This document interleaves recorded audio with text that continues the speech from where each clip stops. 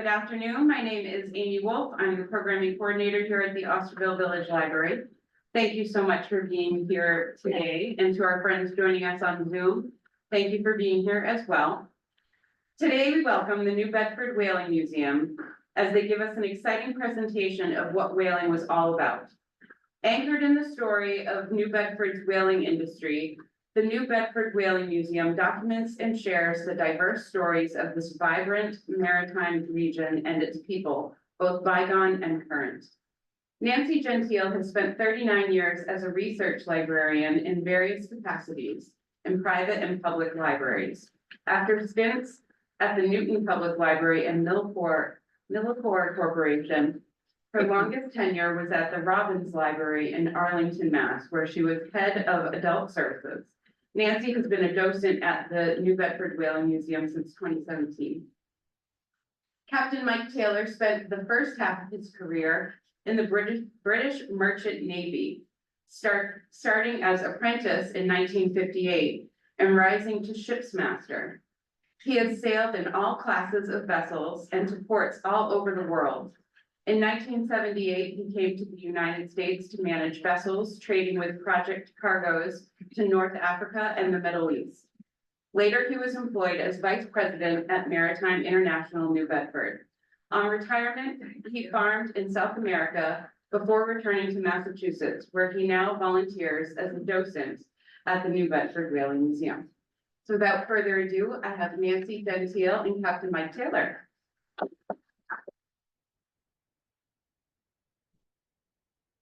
Very much for that lovely introduction.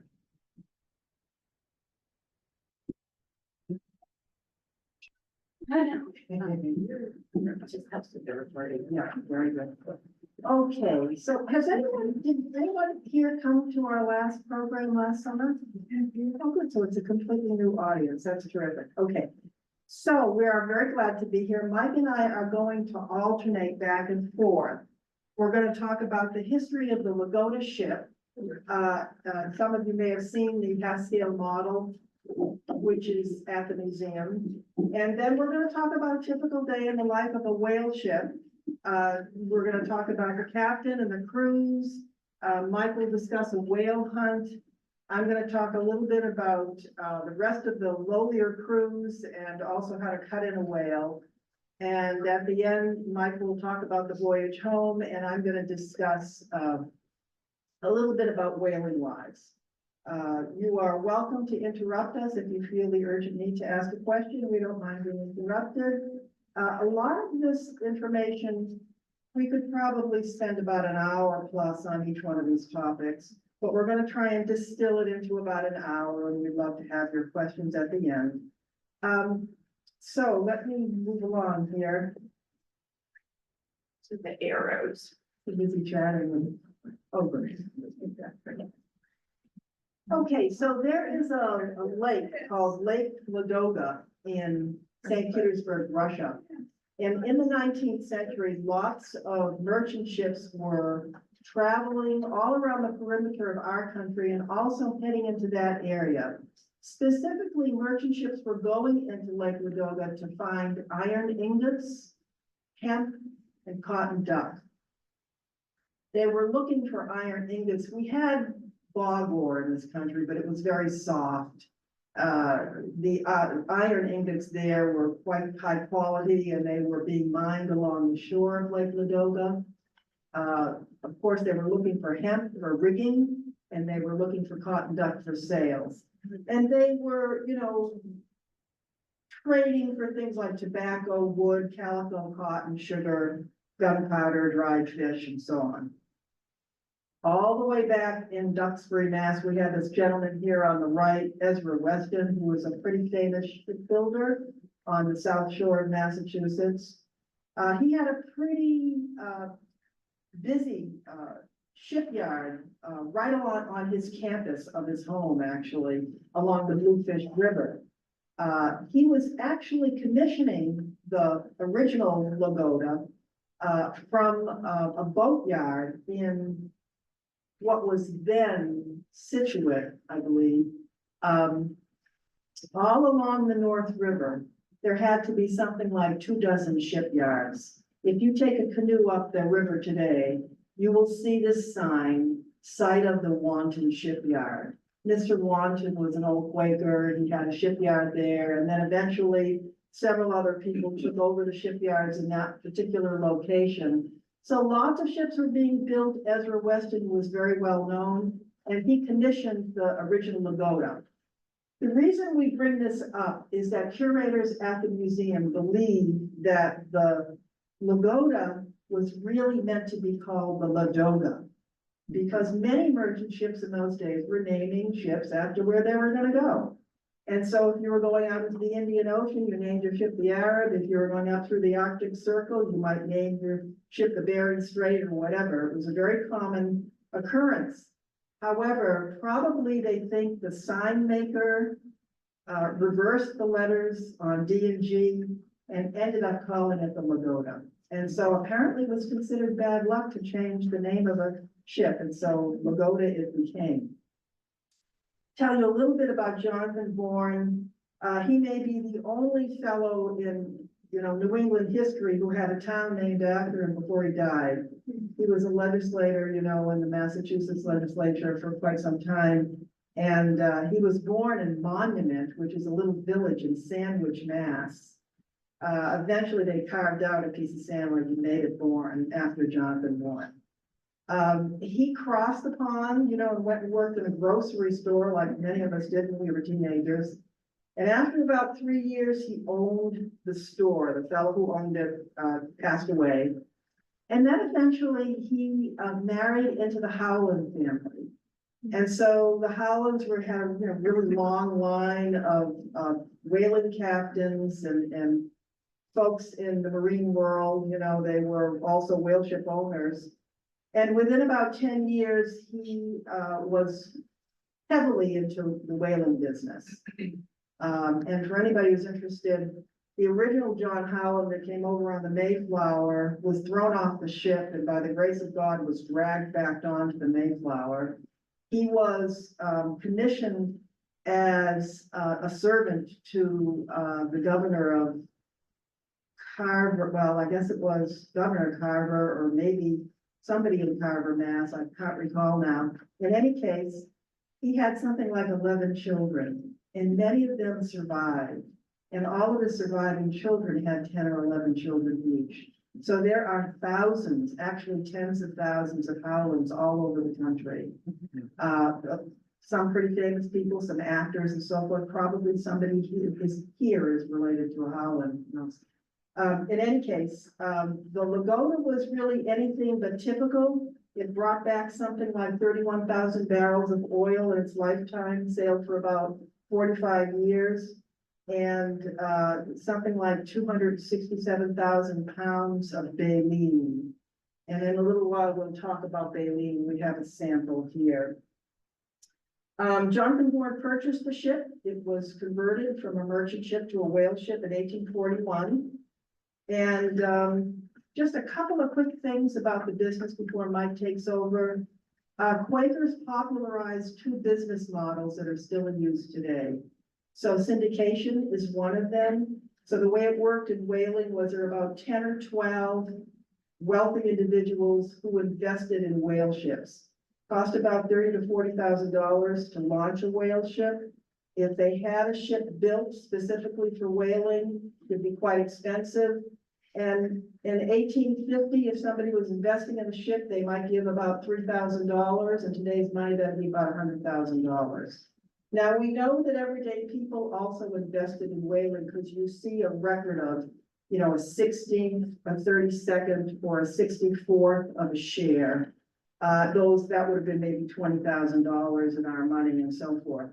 But for the most part, this was closely held syndication because there was a lot of risk, which Mike will talk about. And many of the ships did not return or were condemned while they were out there. To run a farm in those days cost about $2,500 to $3,000 a year. So you can see launching a whale ship was more like a venture capitalist project. The whale oil market was mostly lighthouses in this country. There are about 125 lighthouses alone at one time around the Great Lakes. They were shipping loads of oil, especially in colonial times, to France and England because they were lighting their streetlights. A lot of the crime went down as a result of that. And of course, they were making lots of products out of baleen, women's corset busts, buggy whips, handles. It was sort of like the plastic of its day, very flexible but sturdy. Mike? So for the men on board a whale ship, life was dangerous. For the owner and his investors, it was full of risk. So much so that to cross the bridge from New Bedford to Fairhaven and go down to a shipyard and order a new whaleboat really didn't make too much sense. So what they would do, come the middle of the 1800s, peak of the industry was about 1841, was to find a second-hand cargo ship and convert it. Such was the case of our Lagoda. She was high-sided, broad-beamed, and her positive stability would allow for the handling of 60-ton, 60-foot whales alongside. The job of converting her was given to a certain Captain Townsend. The first thing he did was to have the vessel hauled down and her bottom careened. That is the underwater surface exposed.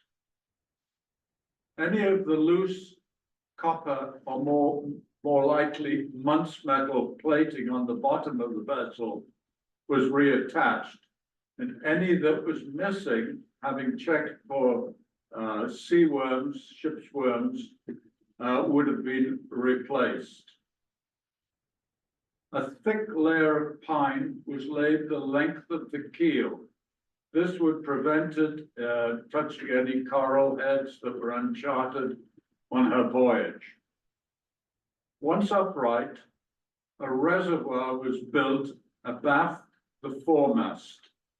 On top of that, the try-works were constructed out of brick. They incorporated 2 cast iron pots, each of them holding between 200 and 250 gallons.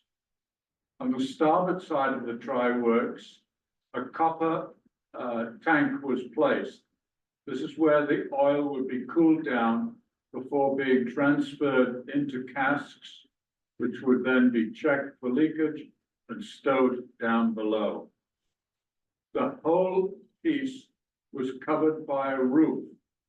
That was because if it rained, the water entering the boiling fat may very well cause a flare-up and a fire on board a wooden vessel. The whole of the main weather deck, the exposed deck, the principal deck on the vessel, was covered with a layer of pine. This would protect the deck from the action of cutting up the whale using the sharp knives. The waist of the vessel, the midship section, on the starboard side, a section of bulwark was removed and made portable. A trapeze was fitted, and when they were on the ground with the whale, that is where an officer would stand and cut up the whale. 5 sets of davits were rigged, 3 on the port side and 2 on the starboard side. These would hold the whale boats. The davits on a whaling ship always faced outboard. That is because it would allow the boats a quick getaway once they're on the whaling grounds. Stores were taken on board. There were some 800 different items loaded on the vessel. If you don't mind, I'm going to sit down. My legs are Sure. pretty bad. 800 items taken on board. You have to bear in mind a vessel like this may go away for as long as 4 years on a voyage. So they had to take everything with them. Obviously, there'd be things like the casks in which the whale oil would be stored. These were broken down into units called shooks. They were bundled up, each stage being numbered, which would allow it to be put together as it came out of the cooper's yard in New Bedford. Harpoons, lances, everything you could possibly think about. Water was taken aboard in casks known as butts, and along with salt, meats stowed in casks, dried meat, dried fish, flours, and ship's biscuits, dried beans, dried peas, in fact, anything that would last for a period of time. Most of the places they were going, they would be able to call into port, which they did not like to do. They could buy fruit and what have you, but the rest of the stuff they basically had to take with them. The next thing the owner had to do was to hire a captain. Most likely, it was somebody that he knew, perhaps a relation. For one thing, it would be someone that had probably done a voyage for the owner before and brought back a successful voyage along with its men, and most importantly, brought back the ship whole. The captain on board a ship today, and certainly in those days, was God. His word was law. He was the doctor, the dentist, the lawyer, the business agent, but most important, he was the owner's representative, who expected him to bring back the vessel with a full cargo. There would be no communication, but as I said, for possibly 4 years. The owners often did try to write to ports where they thought the ship may call in. Letters would be written, the same letter in quadruplicate, and sent to these various areas. I am told by the United States Postal Office that there are still letters floating around looking for the Lagoda. His accommodation was at the stern of the vessel. His bedroom is on the starboard side, and all captains' bedrooms to this day on a merchant ship are on the starboard side.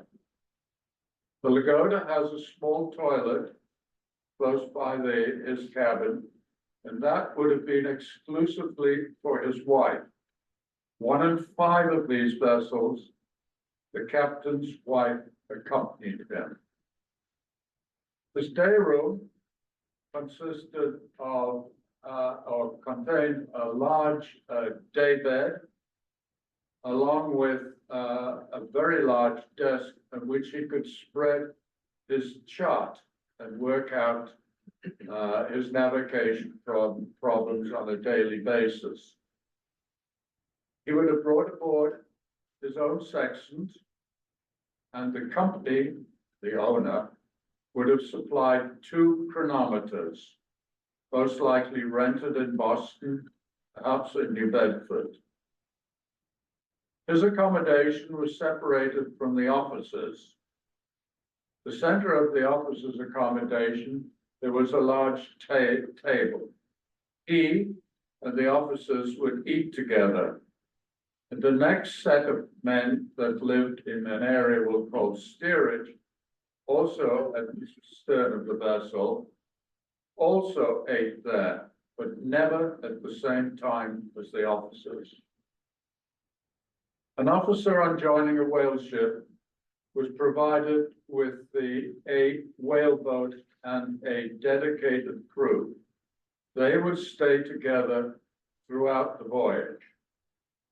Each officer kept a 4-hour watch, 4 on, 8 off, and in addition, would have had extra responsibilities. The chief officer, who worked under the orders of the captain as to the daily working of the vessel, was also responsible for keeping the ship's logbook. And you could always tell the officer's, chief officer's cabin by the fact that it has a desk where that logbook would be kept. The second mate most likely was responsible for the upkeep of the sails and the running gear. The third mate, the boats, to see that they were kept watertight and in good shape, ready for the hunt when it began. This next group consisted in aspect of two groups. One was 3 or 4 harpooneers. The other were called ship keepers. They never actually participated in the water after the whale. Their job was to maintain the vessel while the crew was away and to have everything ready for the arrival of the dead whale back to the vessel. They were the cooper, the carpenter, the blacksmith, and the cook. Our cook almost certainly was a person of color. Perhaps someone that had managed to smuggle aboard a vessel with help from a southern port.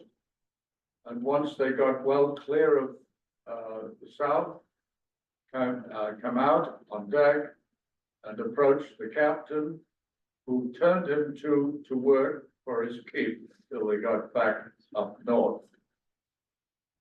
Talking to the rest of the crew, he would have found that if he signs onto an American ship, he would get seaman's papers, which would give him an address and a form of citizenship, which would provide protection once he got back to New Bedford from the bounty hunters that roamed the streets here.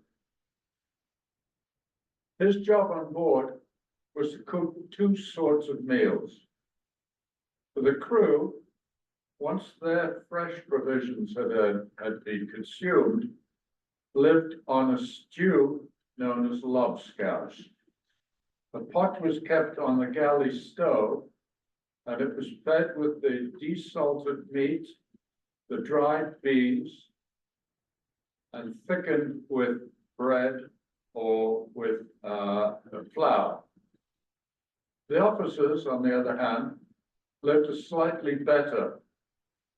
They had brought aboard a number of chickens, ducks, goats, sheep, and it is even said that cattle or cow, one of 2, may have been brought aboard. Of course, once these animals reached their sell-by date, they went into the cooking pot, and the bones and the offals went into the crew's lobscouse. Nancy? Okay, yep. When these guys would go out hunting for whales, they also went after sea turtles. And sea turtles didn't require a lot of water, you know, they could just stack them up on the ship upside down, and the meat was quite sweet. They also did fishing off the side of the ship, I'm sure. With bedrooms on the, you said the starboard side? Say again? The bedrooms were on the On the starboard side. was that superstitious? Superstition rather? A ship, in order to avoid another ship, inevitably turns to starboard. And it is just tradition. Probably really originated from the fact that before the rudder was incorporated at the stern of the vessel, vessels had a steering oar also on the starboard side. And hence the master would be able to hear that courses were being altered. We think. Yeah, so by 1850, there would have been 25 to 30 crew members on board one of these ships. There were some employees, as Mike has said, that had nothing to do with whaling. The blacksmith, the carpenter, and the cooper. They were paid a little bit more, they ate a little bit better, they lived in steerage. The blacksmith spent lots of time repairing tools as well as making sure they were razor sharp. This blubber was pretty thick, and it would blunt tools in no time. There'd be something like 150 to 200 harpoons on board ship, as well as all sorts of lances and knives, border knives and so forth. So the carpenter just repaired whaleboats and anything having to do with wood on the ship. You know, you would think once a whaleboat got broken up, they'd limp back to the ship and that'd be the end of things, but this was a big business and they were expected to go back out. So I've read stories where they just take the boat back over the ship and the carpenter works on it and they head right back out again. The Cooper was a pretty important container guy. He made all the casks that carried the precious oil. And as Mike had said, they didn't bring all the casks on board ship fully made. They took these kits, which were called shooks, and they were all numbered. The Cooper would make them on board ship as the ship was going along. And they had to be as watertight or as tight as possible to endure the long trip home. And typically they would just throw water over the filled casks in order to continue to keep the staves swollen. Because there was usually about a 10 or 15% leakage problem with these oil casks. In 1850, crews knew next to nothing about whaling or sailing. They were bribed by outfitters. The way the hierarchy worked in whaling was you had the whale ship owners, and then you had these folks called agents. And if you've ever built a building in town and you had a clerk of the works that, you know, dealt with the contractors, and he was the middleman that would protect the town and so forth, make sure all the work was done properly. That was the work of the agent. There were a lot of owners who were also owner agents, but they were invested in the ship, which was great because it made sure that they did their work well, and that they were motivated. Once you had a ship built, you know, you got the hull and 3 masts, but the agent would have to get the sails, all of the supplies Mike was talking about on board ship and so forth. It was a huge endeavor. And then you had outfitters. And the outfitters just spread out over the countryside looking for young guys. Most of the crew members on these ships were 15, 16 years old. And they would just kind of tell them how wonderful it was on board the ship. You know, if they wanted some meat pies, all they had to do was knock on the captain's door and kind of pull something out of a case and give it to them. Of course, none of this is true. They would outfit them with a $75 outfit. You know, their oil skins, their eating utensils, knives, tobacco, whatever. You know, and then the job was to get them into New Bedford into a boarding house. And maybe their parents might come and drag them back home if they just didn't consider them mature enough to do something like this. And their work was mostly manning the sails and the rigging, cleaning the decks, sewing sails, and working the hoops looking for whales way up in the rafters on 4-hour shifts. Right? So once they left port, a lookout would be posted on the forecastle head. His job was to alert the officer who would be some 100 feet behind towards the stern of the vessel of anything they saw forward of the vessel. They alerted the officer by striking the ship's bell. 1 stroke on the starboard side, 2 on the port, and 3 right ahead. Once they arrived on the whale grounds, the daylight lookouts were placed up 100 feet up at the top of the mast. Sometimes 2 lookouts were placed up there. I don't know how many of you have ever been 100 feet up in the air on a waving sailing ship. With the wind blowing through the rigging, the standing, and the running gear, This is Mike, actually. along with the shrouds and a properly trimmed sail flaps. It is quite noisy up there. And it is my contention that this business of the lookout having a conversation with an officer down below on deck, quite frankly, is a load of nonsense. Like Darcy blows, he doesn't believe that really happens. And don't think either that our captain was sitting between the 2 desks in a deck chair reading the Reader's Digest. Sometimes it was days, months between ever sighting a whale. However, at any weather working day, there would be at least 16 men on deck and possibly a whole lot more, repairing sails, trimming the sails, steering, and most importantly, keeping the vessel clean. Yes, whaling vessels were clean, not dirty and smelly like everybody dealt. They were clean.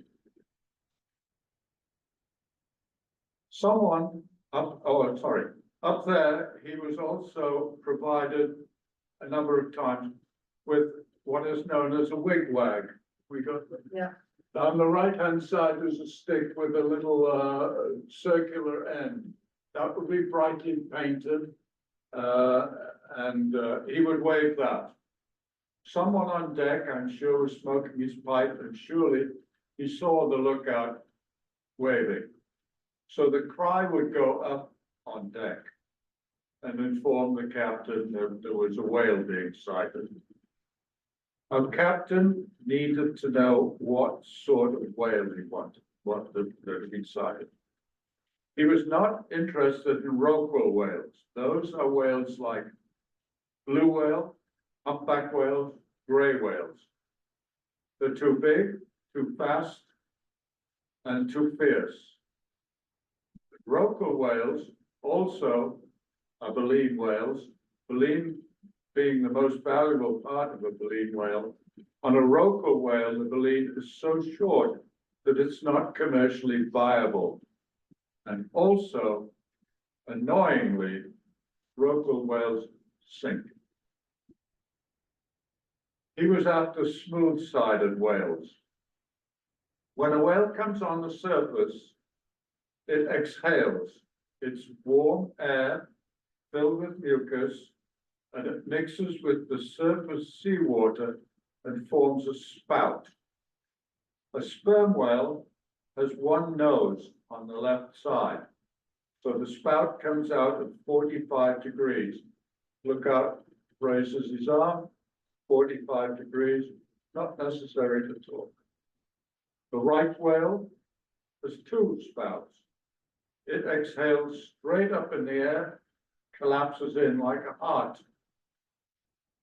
Of course, the captain didn't believe this, and he had to go and check for himself.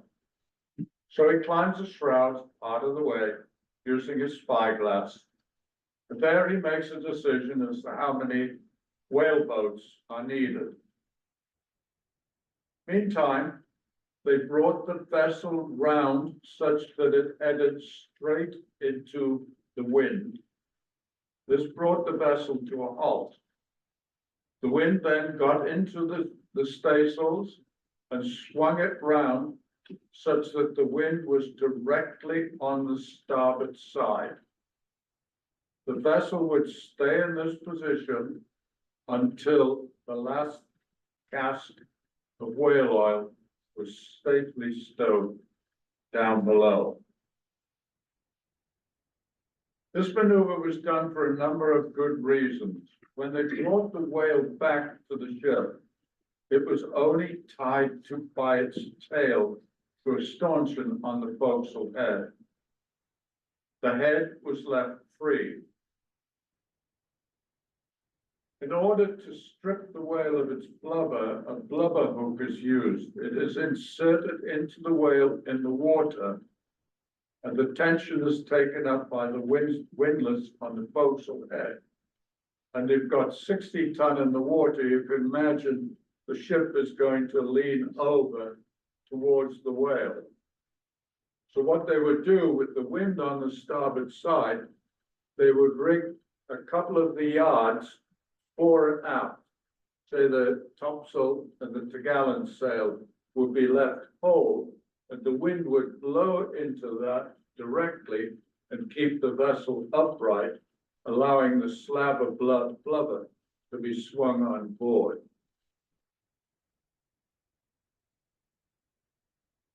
The whale boats were lifted from the supports underneath them, called cranes. They were swung inboard, and the boat was lowered to the height of the deck, where all the gear was placed into the whaleboat.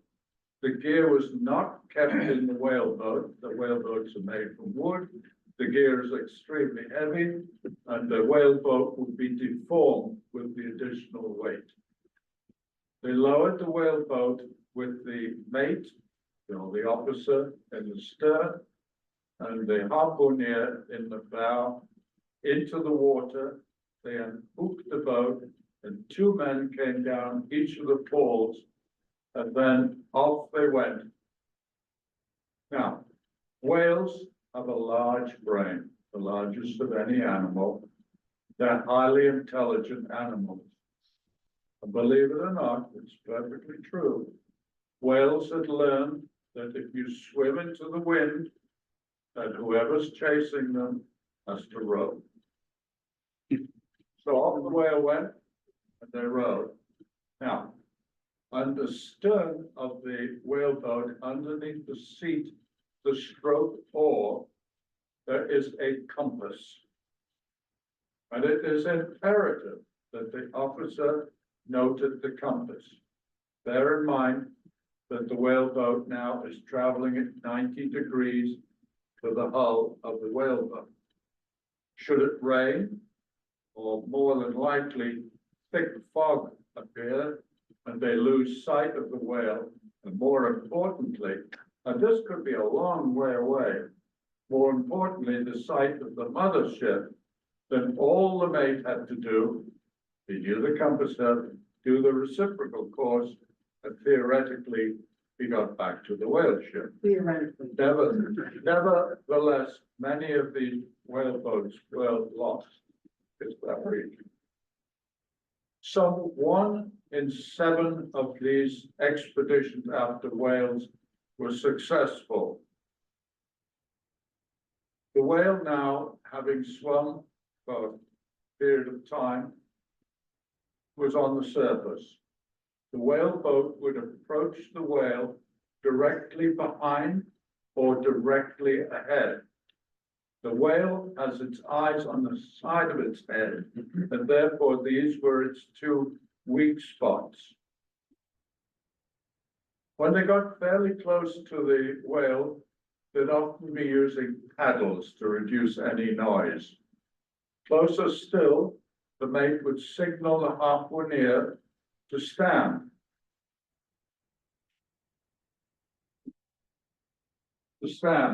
And in doing so, his left thigh, oh, I got support, I knew what this was for. His left thigh went into a notch in the forecastle of the boat called a clumsy cleat. That was to steady himself. On the starboard side of the bow of the boat, there's a piece called a crutch piece, and in it were 2 harpoons, a new one and a used one, both of them razor sharp. They are connected by 40 feet of line, which runs from them around what's known as a chock piece over the stem at the bow of the vessel, all the way the length of the vessel, round a loggerhead, it's a stump, and out of 1 or 2 tubs of lines, not joined. They would get to within about 15 feet of the whale, and the harpooner with the new harpoon would thrust it into the web. The harpoon is not thrown, it's very heavy. They thrust it into the whale. They needed to get, if they had an opportunity, they would throw the second harpoon also into the whale. Failing, it went over the side, because when the tension was taken on the line, they didn't want a loose harpoon flying around in the whaleboat. It was imperative that they got through the blubber. If they were only into the blubber, the harpoon would pull right out. So they needed to get into the meat of the animal. When the tension was taken on the line, the harpoon withdrew slightly, and as it withdrew, the toggle at the end was raised and locked inside the animal. This piece, known as the iron, is constructed from the American soft iron. With the tension on the line, it bent, and the shaft here dropped out. So our whaleboat now very effectively is hooked to the whaleboat. This is exactly what they wanted. The harpoon does not kill the whale. They need to tire the whale out, and the dragging of the boat would certainly do this. Of course, the whale may not cooperate.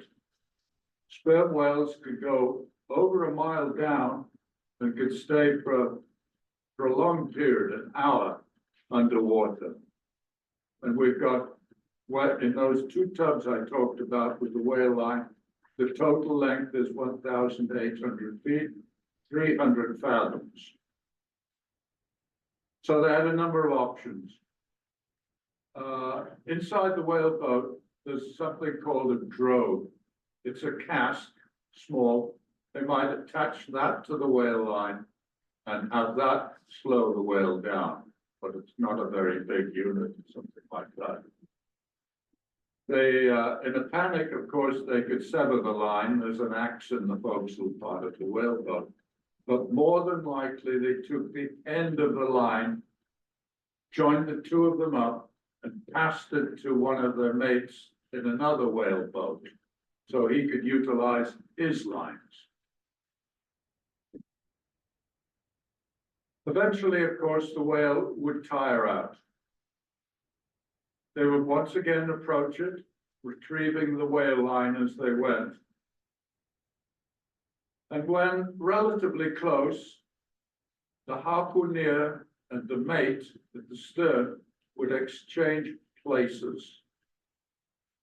As the mate went forward and the harpooner came aft to do the steering, the mate picked up a lance. We can show you that later. This was the most dangerous part of the operation because it required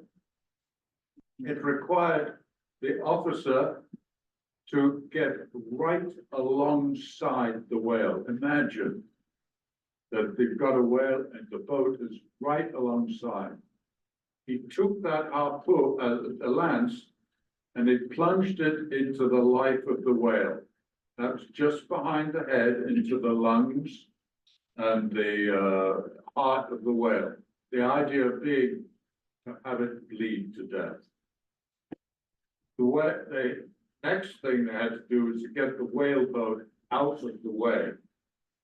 And that was, they would back off and get away because the tail of that whale could just crush the boat. That's where most of the accidents occurred at that stage. Eventually, the whale would go around in what is known as a flurry. It's a circular motion and hopefully pass away quickly. A sign of its death was that it would lay on the side and stick its fin up in the air. They called that fin up.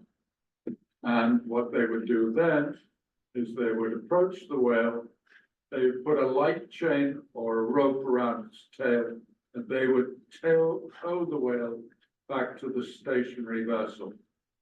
If there were other whales and the other boats were after another whale, they would take what is known as a waif to post with a flag on top, and they would stick it into the whale's nose.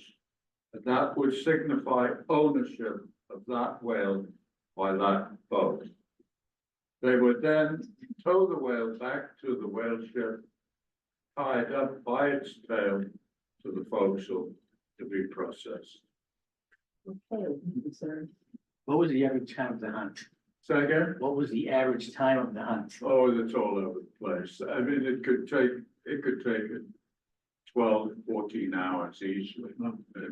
Or They would go after literally anything, any size whale. So if it was a baby, it didn't take too long.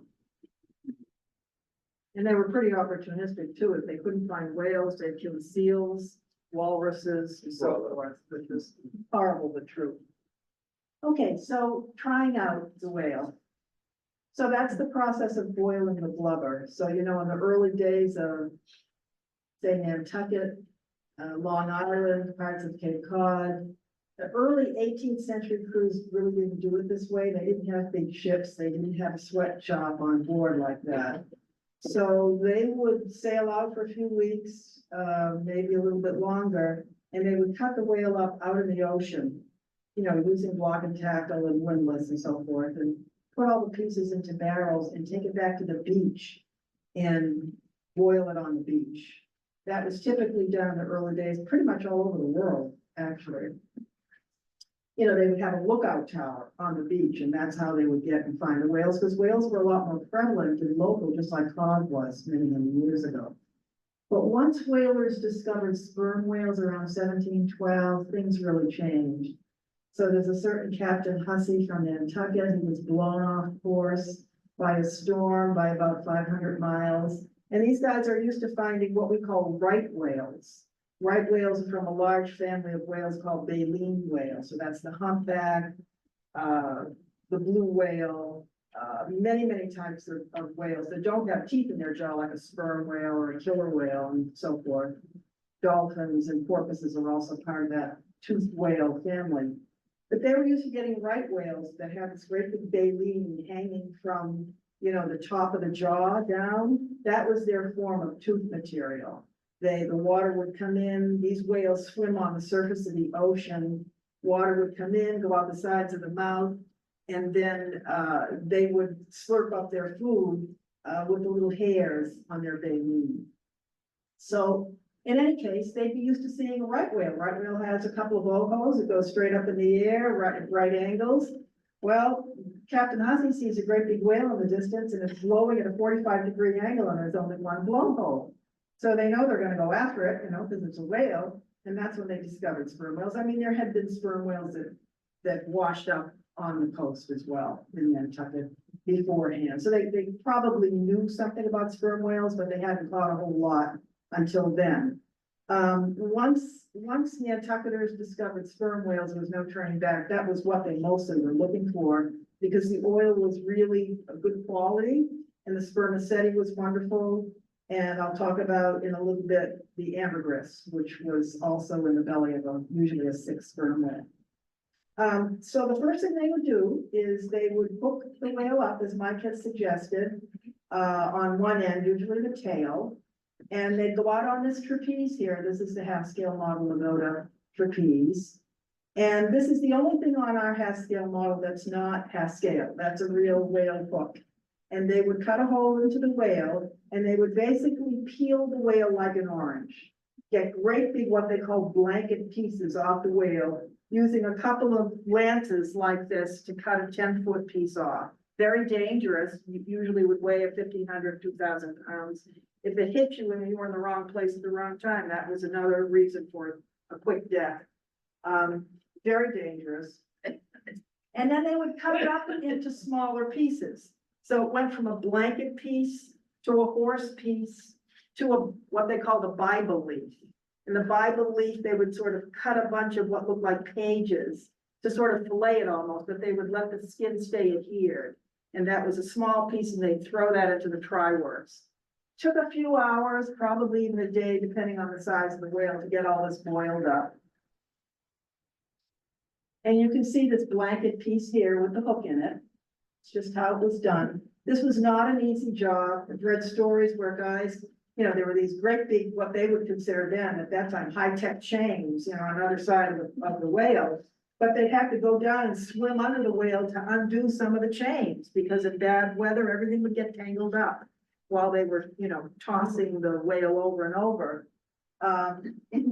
And then eventually, you know, they'd go after the head. And so I think here we're having a head cut off. This is a really good picture of one. There are not too many pictures like this out there. And you can see how they're chaining up the body of the head, and they're cutting that top piece in half and bringing it over.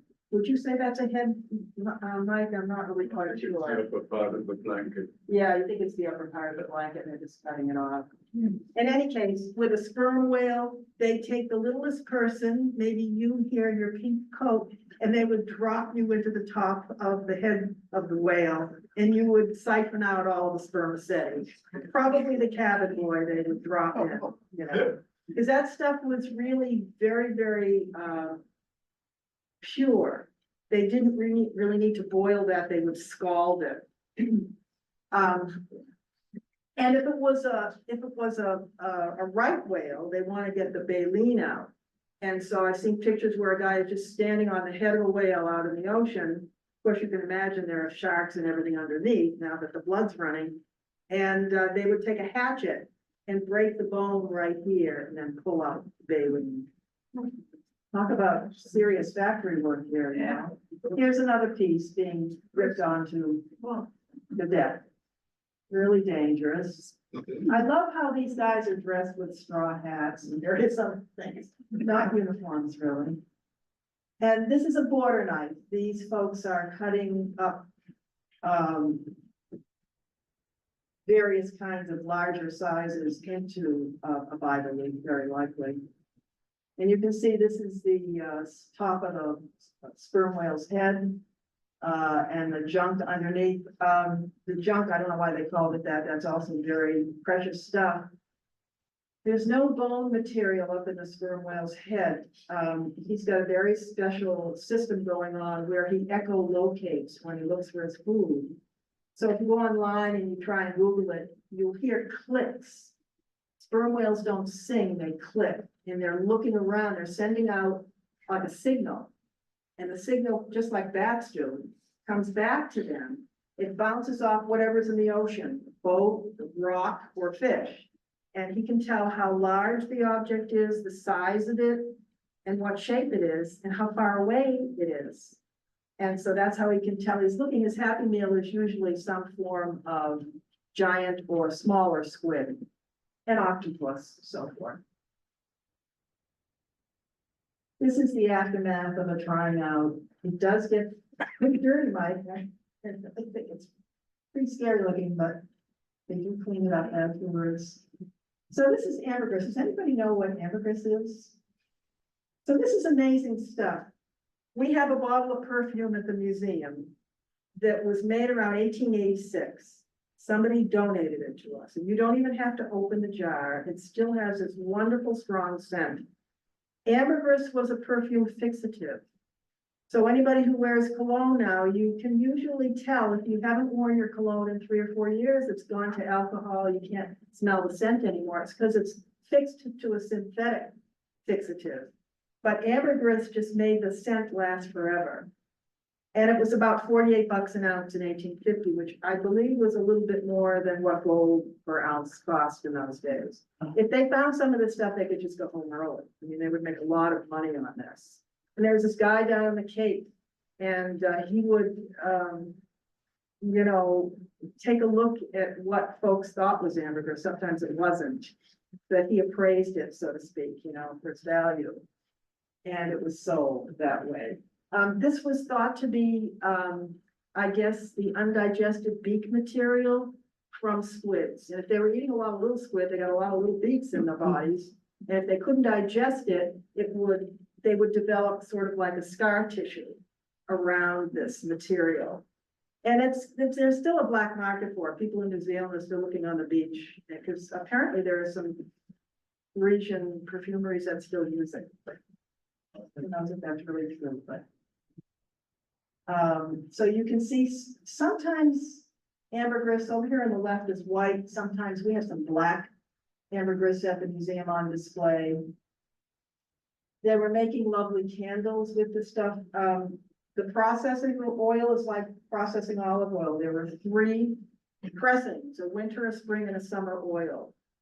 And Mike really knows the details, but typically what they would do is boil the oil when they got back. It was highly processed. They boil the oil to get the water out. They would then make the oil be in, cotton duck casings. And they would sort of dry it out, or it would turn sort of thick and gelatinous. And the first pressing, they'd get a certain percentage of the oil, that was the best oil. The second pressing, the third pressing, in the summer, they would bury it, in barrels and so forth in the Bedford. And then the last pressing, the very little bit that was left, or I shouldn't say little bit, lot, that was the stuff that they made the candles out of. And the candles burned very, very bright and did not smoke or run wax. And that's because it burned very, very hot. It's very high quality oil. So if you're living in a house with no heat, as they were in those days, you could burn your candle below 32 degrees overnight because it wasn't going to burn out. It also wasn't going to drip. Let's see.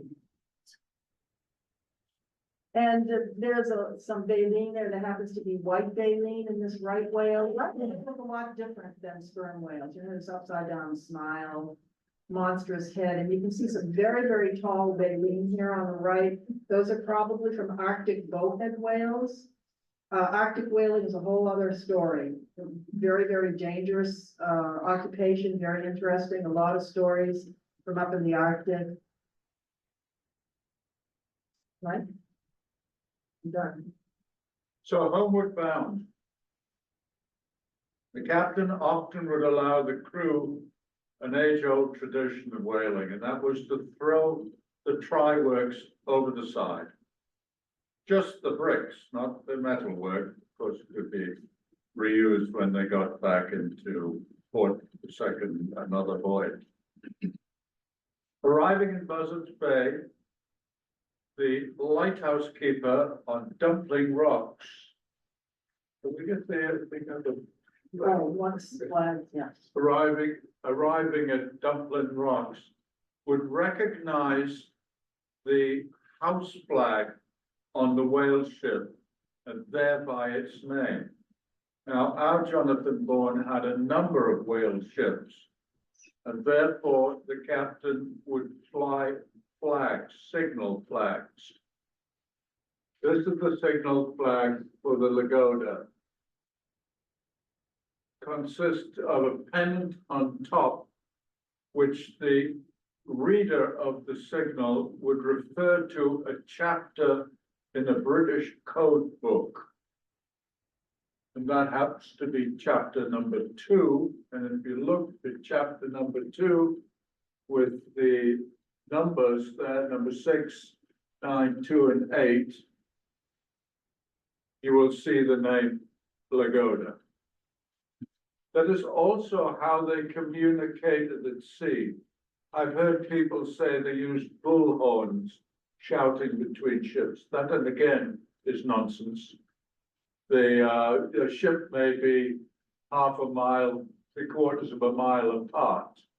So they would use these flags, and I believe it's chapter 4, you will find sentences like, have you family on board, with 4 flags. And then if you go to chapter 5, they're just single letters, and the answer is wife. So you could do this all by flags, they could see this happen. So the lighthouse keeper on Dumpling Rocks had a semaphore station, and then later a telegraph station. He would signal Customs House in New Bedford, the vessel's name. The Customs House would inform the owner, and they would also hoist a flag to signal that any other whale ship was arriving in port. Not a good idea because it brought the wrong people, did it? Great. So the owner would put together a tugboat and a pilot, steam tugboats, obviously. They would go out and assist the ship into a very crowded harbor. Before it reached the berth, it would be boarded by a group of government employees who would check to see that it had obtained clearance from its previous port and that there was no liens against the vessel. They would also check the crew to make sure there was no communicable disease on board. When the vessel was cleared, it would be brought into the port alongside, starboard side alongside. And the price of the oil and the baleen would be noted at that time, regardless of what happened to the cargo later on. All the calculations for the crew payment would be made at that price at that time and on the full amount of cargo on board.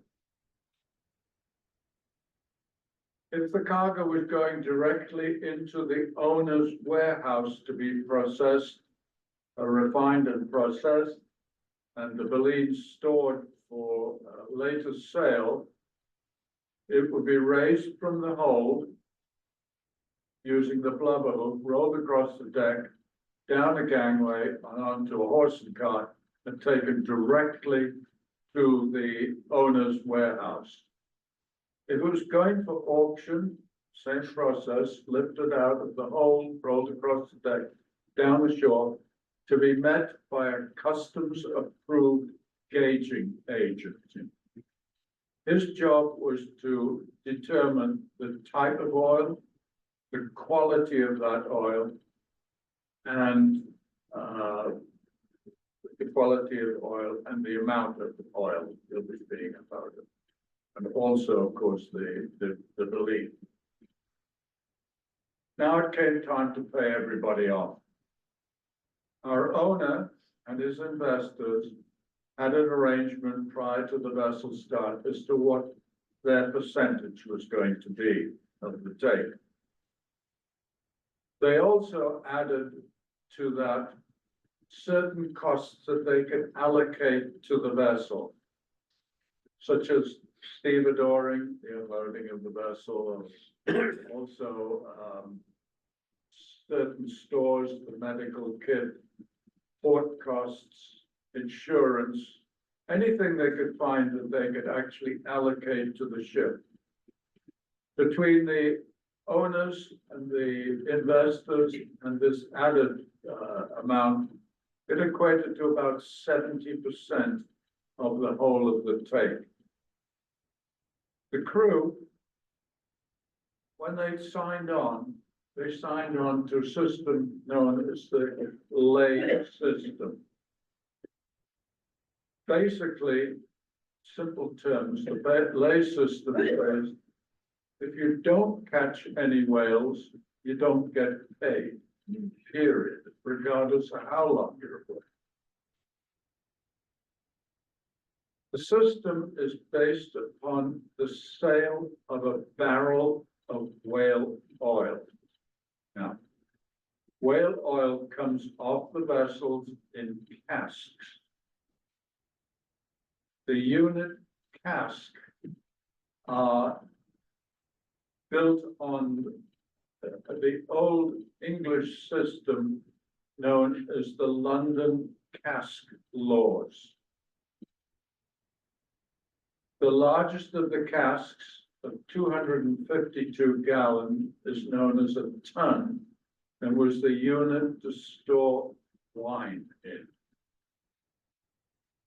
There, that amount of 252 is divided into a number of sizes of casks. The water was kept in butts. A butt is half a ton, the 252. And our barrel is 31.5 gallons. Today, you will note, if you read your New York Times, crude oil is sold in barrel units. That's 42 gallons. I have no idea where that comes from, but at least you know where the 31.5 comes from now. So of course, they knew exactly how much oil came off the vessel. They divided it by 31.5, and they got the number of barrels of oil. So when they signed on to the lay system, as I explained. There were two lays, a short and a long lay. The captain, the officers, the cooper, and the harpooneers got the short lay. That was amounts, the captain got about a 12%. Running to the harpooneers would be about a 90%. And then there was the short and long lay, which was for the crew and the rest of the people. And that was anywhere between 100 and the lowest of the low, the seamen that had joined the ship of 250th share. So it was very likely that someone may very well have paid off with next to nothing. In fact, he may very well have been in debt to the ship. They will tell you that these people were forced to sign on to the next voyage. Once again, nonsense. The amount of time between voyages could be 3 or 4 months, which meant they would have had to take this fellow that probably owed a couple of dollars, put him into a boarding house and feed him for 3 or 4 months. What really happened was they gave the man $5 and a bus ticket to go home. So that's what they did. All over. Okay, Mike. Let's start very quickly with whaling wives. So why did these women go? This is a very old picture. We're not even certain they're all whaling wives. Several of them might be.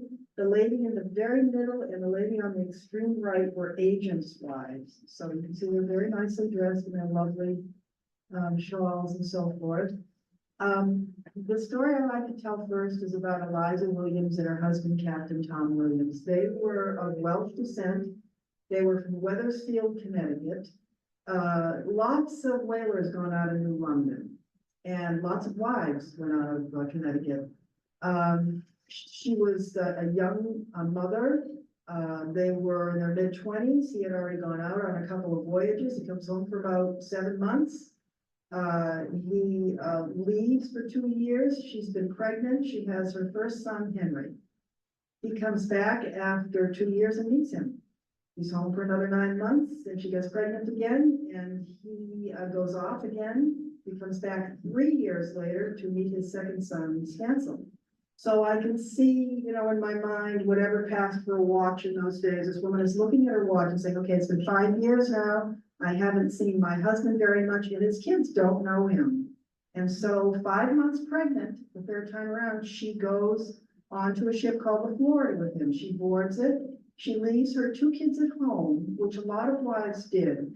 It depended, you know, if they were middle school age, especially young boys stayed home to go to school. But many wives brought their families with them. She left hers with an aunt and uncle, I think, and she missed them terribly when she boarded, you know. But she was able to sail with him on a large number of voyages over a number of years. She had 3 more kids on board, husband being the midwife, and survives 2 shipwrecks. And so unlike British ships, you know, there were no surgeons on board Yankee whalers. It was the captain who brought his medicine chest with all sorts of interesting old chemicals in them, mostly mercury, laudanum, opium, and mercury was used in just about everything. It had been used in Chinese medicine for thousands of years. They knew it was toxic, but it was the best thing they had, you know, at the time. So it treated venereal disease, etc. Most of these wives did a lot of nursing. They were on board ship.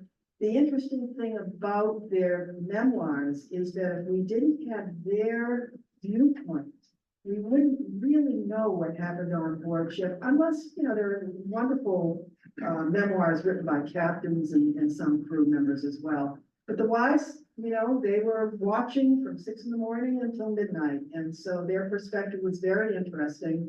And Eliza Williams did have a journal, and her grandson, who was born on one of these ships, wrote a lovely memoir. It was mostly her journal, and he became a whaler, and it was his journal. It's called One Whaling Family.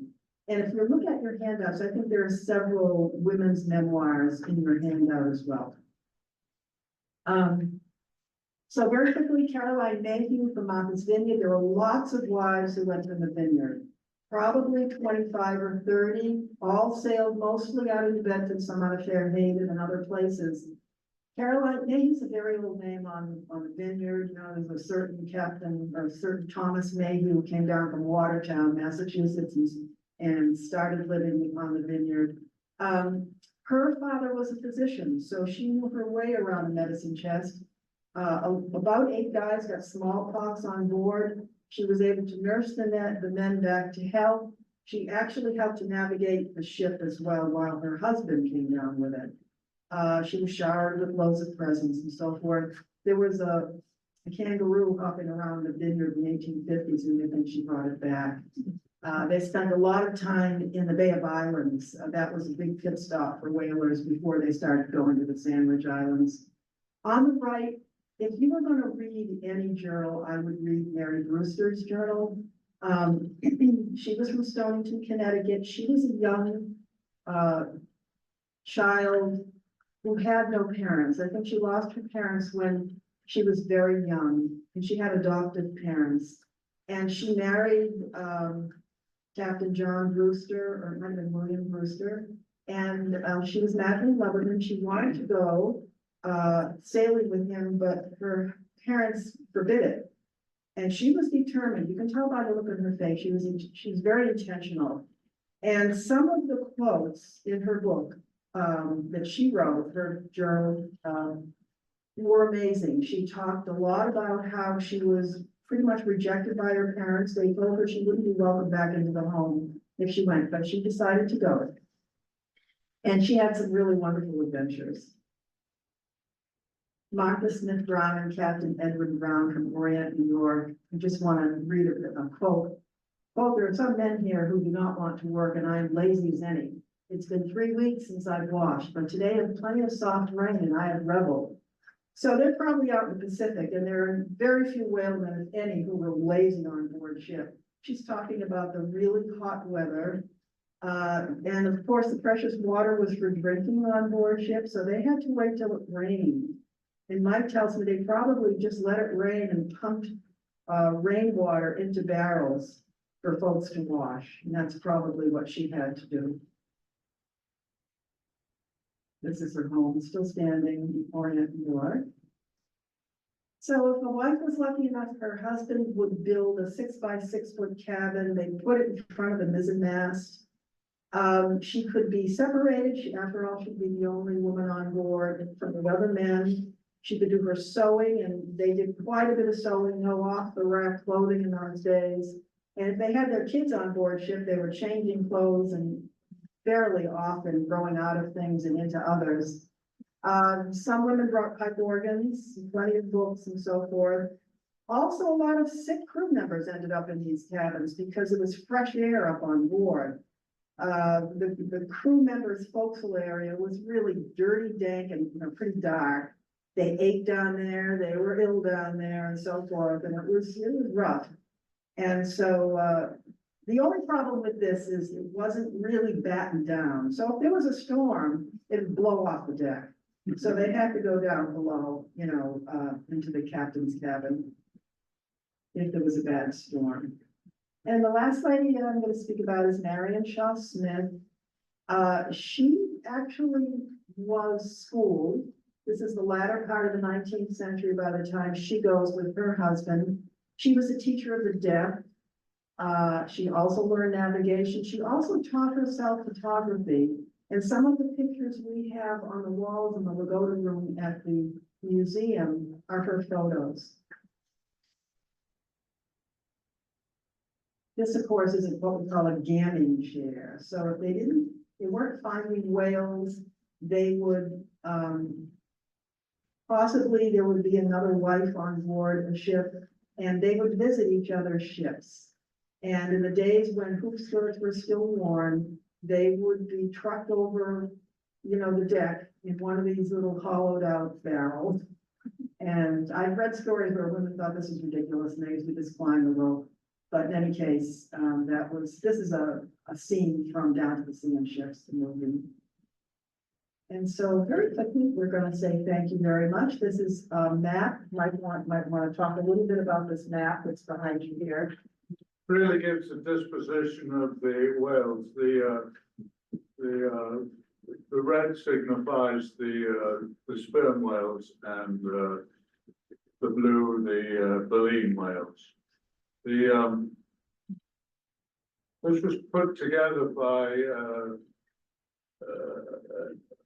oceanographer, American oceanographer, and I've forgotten his name, slipped my name. Maury, Captain Maury? Maury, yes, Captain Maury. And what he did was, he got the idea to collect, he was a government official and got the idea to collect the logbooks at the end of the voyage where they were stored. And he would read through them where, in this case, he did it with the weather as well, but in this case, well, with the whales, where whales were caught.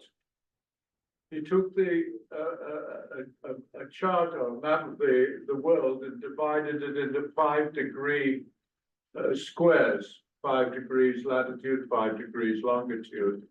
And he plotted each of the whales that had been caught in these squares. And that's how he came up with that map.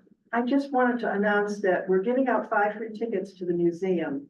So if you really quickly want to fill out that little Post-it note on your handout with your first and last name and put it in this box, I'll pass out some free tickets. Please.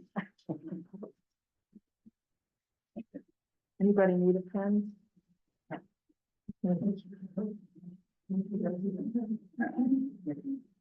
You guys have any questions? Did they know about the stickers at that time, early? We Brits did, but you lot didn't. Oh, okay. Well, how many guys died of It was quite, they didn't always die. The smaller amount died, but most of them, very sick, they lost their teeth, and things like it was quite a high percentage. But the ridiculous thing about it, I don't know how many have ever thought of why our Inuit population up in Alaska doesn't get scurvy. After all, there's not many lemon trees growing up there. And it's very simple. They eat whale meat and they eat the blubber and the skin, mutlak. And why didn't our people on the whale ships have the instant cure for scurvy alongside?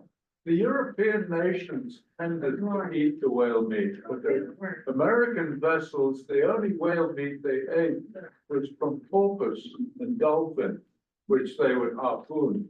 But the actual whales, they didn't eat. You know, Captain Cook, he used his intuition, so he went when he was in the South Pacific. Yeah. He loaded all kinds of food aboard his bill. He's free of scurvy, but nobody believed him. Yeah. No, that's true. That's true. I don't know why. Well, they didn't carry. There was I heard that they did carry cranberries, which you could store in water, which will last for a period of time. One question we get often is, well, they took all these pit stops. How many did they have to take so people could have food and drink and so forth? Why wouldn't they want to make very many pit stops? Does anybody want to guess? People would. Yeah, guys would jump ship with no problem at all, sometimes in the middle of nowhere. Sometimes the captain wouldn't be so unhappy if they did, because they could take their leg. Yeah. But typically, another question we've gotten before too is, well, how many of these guys died and what was it from? Over a third or more was from deserting or getting discharged. And very few, like maybe 1/4, 1/3 of these guys ever really stayed through the whole voyage. They were gone after a year. Because it was just, the food was so awful. He makes lobscouse for himself, and I think it's crazy, but it was a difficult life, you know? Yeah. Were there laws that set the pricing of the actual finished product? Okay, Were there laws, Project of what? final That's an product that was interesting produced, question. the oil? Were there laws that restricted any price gouging, or were there laws that set the actual price? for the product? There are a series of maritime laws, that determine things like, prevention of abuse of the sailors, not price fixing. Not price fixing, okay. but no, nothing to do with the commercial side, to my knowledge. In fact, when, we had consuls all around the world in places where there were islands. Because the consul's job was to handle the discharging of guys who were either sick or complaining about abuse. Sometimes the complaints were not well founded, but some guys just wanted to delay the ship continuing the voyage because the voyage wasn't necessarily done when the ship was full. Because the captains would send oil home either by another ship or by railroad. And the voyage continued until it got back to New Bedford. That's technically when a voyage ended. Some of these guys just got tired of it, wanted to get off, Some of those regulations that were printed, would give the captain permission to sell the cargo cabotage, to pay for repairs. So there were a set of laws that. Was there a lot of competition between Nantucket and New Bedford? Not really, no. Nantucket, basically silted up and the whole fleet ended up in New Bedford anyway, so. And too shallow. Really wasn't. They tried all sorts of ways of bringing whale ships in by floating them in a floating dock and like. It was invented by one of your presidents, a floating dock. Oh, yeah, I don't remember the name of those things, but yeah, for a while, they tried to invent a floating dock that they could move a large ship onto. Or they would go into Port of the Vineyard and take the barrels over to Nantucket. Because there was so much silting going on, New Bedford had a nice protected deep harbor and it was on the mainland. And it was really the Roach family from Nantucket that brought the whole infrastructure over to New Bedford in the 1760s. It all croaked, during the Revolutionary War and the War of 1812, but then after that, it really took off. So Nantucket's golden age was more in the 1700s. And they've been doing it for a long time. Lamps here, if anybody's interested in what it, the different types of lamps. Tell us The about, whale oil, the campaign, and the coal oil. All of these lights were in use at the same time. So very interesting. I don't know if you might find some up in the attic if you live in an old house. Tell the difference between. that's a certain thing. That's a can. Yeah. That's at the house. I'm sure I read at one time that oil was used in ordinary transmission fluid when they first started. That's absolutely, in the fifties, and you had a motor car in the 50 in your gearbox. But if your mother might have given you margarine, that's made from whale oil, or was made from whale oil. The Castrol and all that stuff absolutely was whale oil. The strings in your mother's tennis racket was the gut from the tail of the whale. Right. And Interesting. people really don't. The last whaling operation in this country was 1971. And that was the north shore of the entrance into San Francisco Bay.